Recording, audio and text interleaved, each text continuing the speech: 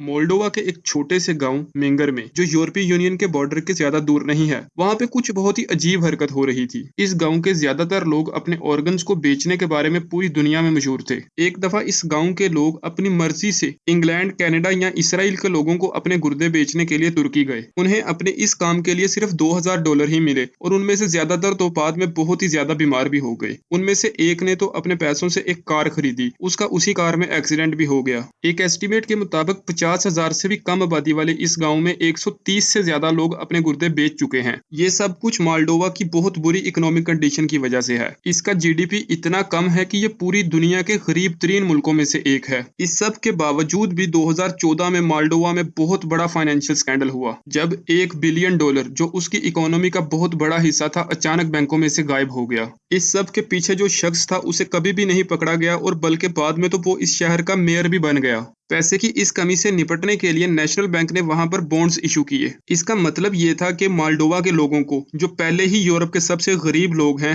आने वाले कई सालों तक इस स्कैंडल का फाइनेंशियल बोझ बर्दाश्त करना पड़ेगा। मोल्डोवा भी कभी खुशहाल था जब ये सोवियत यूनियन का हिस्सा था, लेकिन अब ये यूरोप का सबसे गरीब मुल्क है। आज हम इसी के बारे में बात करेंगे। 1940 में सोवियत यूनियन ने रोमानिया से एक बहुत ही खौफनाक डिमांड की, ये कि 24 घंटों में दोनों दरियाओं के दरमियान वाली जमीन को छोड़ दो, वरना हम तुम पर हमला कर देंगे। सोवियत वालों का कहना था कि ये हिस्सा बेसारबिया, ये यूक्रेन का पार्ट है, लेकिन असल में ये हिस्सा रोमानिया का था। बेसारबिया कभी रशियन एम्पायर का हिस्सा था और ये काफी इंपॉर्टेंट पार्ट था, क्योंकि ये डेन्यूब रिवर तक एक्सेस प्रोवाइड करता था, जहां पर ब्लैक सी में एक बहुत बड़ी बंदरगाह की हिफाजत की जाती थी। इससे पहले 1918 में रशियन रेवोल्यूशन के दौरान बेसारबिया आजाद होकर रोमानिया में शामिल हो गया था। सोवियत यूनियन को यह इलाका खोना पसंद नहीं था, इसलिए उन्होंने यहाँ पर कम्युनिस्ट रेवोल्यूशन लाने की कोशिश की। इसलिए उन्होंने एक नई जगह क्रिएट की और उसका नाम मोल्डेवियन ऑटोनोमस सोवियत सोशलिस्ट रिपब्लिक रखा। हालांकि ये मोल्डोविया का हिस्सा भी नहीं था।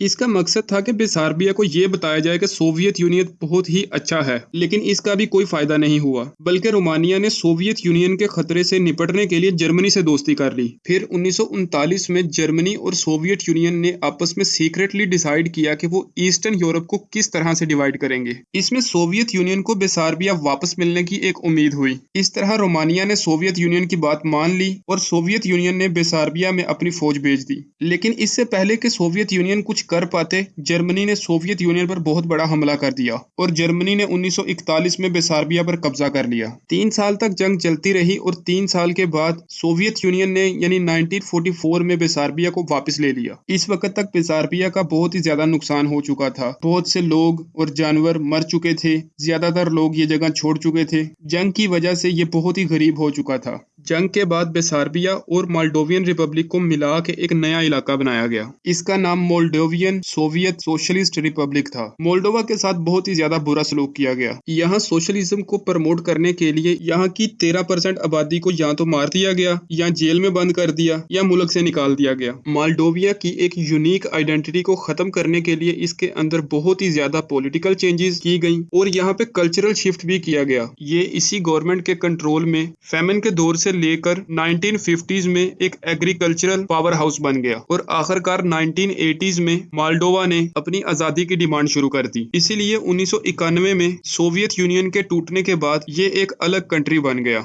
1991 में आजादी हासिल करने के बाद मोल्डोवा को बहुत से चैलेंजेस का सामना करना पड़ा। वहां पे रोमानिया के साथ दोबारा मिलने की राय को काफी पॉपुलर समझा जा रहा था, लेकिन ये भी खतरा था कि माइनॉरिटीज को मार्जिनलाइज्ड कर दिया जाएगा, इसीलिए इस राय को छोड़ दिया गया। इसके अंदर भी कुछ रीजन्स ने अपनी अलग आजादी का ऐलान कर दिया, जिसकी वजह से उनके दरमियान काफी जंगें हुई और ये यूरोप का सबसे गरीब तरीन मुल्क बन गया। इसके अंदर काफी रिफॉर्म्स लाने की कोशिश की गई। ये भी कोशिश की गई कि ये या तो रशिया का पार्ट बन जाए या वेस्ट का पार्ट बन जाए, लेकिन कुछ भी असर ना हुआ, बल्कि यहाँ पर मौजूद एक छोटा सा ग्रुप पावर में आ गया और उन्होंने इस पूरी कंट्री में बहुत ही ज्यादा करप्शन की और हर काम सिर्फ अपने फायदे के लिए किया। और यहाँ तक कि 2014 के एक स्कैंडल ने इस कंट्री के हालात और ज्यादा खराब कर दिए। मोल्डोवा में इस वक्त करप्शन, लो इन्वेस्टमेंट और इकोनॉमिक चैलेंजेस बहुत बड़ा मसला है और इसके जियोलॉजिकल कंसर्न इसकी परेशानियों में और इजाफा कर रहे हैं। स्टेबिलिटी और खुशहाली इस वक्त मोल्डोविया का सबसे बड़ा चैलेंज है। दूसरे मुल्कों की इंटरफेरेंस की वजह से मोल्डोवा के अंदर बेशुमार ग्रुप्स बन गए हैं, जिसकी वजह से करप्ट और ताकतवर लोग बड़े से बड़ा गुनाह करके भी सजाओं से बच जाते हैं। इसीलिए इस वक्त मोल्डोवा को खतरा बाहर नहीं बल्कि उस मुल्क के अंदर के लोगों से है।